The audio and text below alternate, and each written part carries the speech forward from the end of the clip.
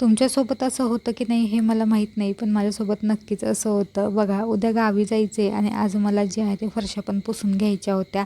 आता हे काम मी नसतं केलं तरी चाललं असतं, कारण गावावरून आल्यानंतर मला ही पुन्हा एकदा सगळी कामं करायची होती. पण तरी नाही, मला जे आहे ते हे काम करायचंच होतं.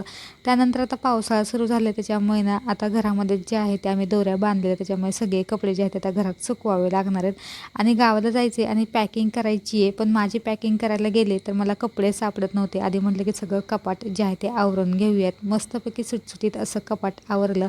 आता एक कपाट आवरलं होतं, तर म्हटलं की चला दुसरं पण कपाट आहे ते आवरून घ्यावं. आता या कपाटांची काही गरज नव्हती आवरायची, पण तरी होतं ना असं की ना कुठे जायचं म्हटलं की आपल्याला ना अधिकाधिक कामं सुचतात. त्यातलंच माझं हे काम. आज आशूच्या बाबांची पार्टी होती आणि त्यात त्यांना अंडा भुर्जी हवी होती, पण अंडा भुर्जीची रेसिपी मी विसरून गेले. यूट्यूबवर बघितली आणि छान अशी अंडा भुर्जी केली.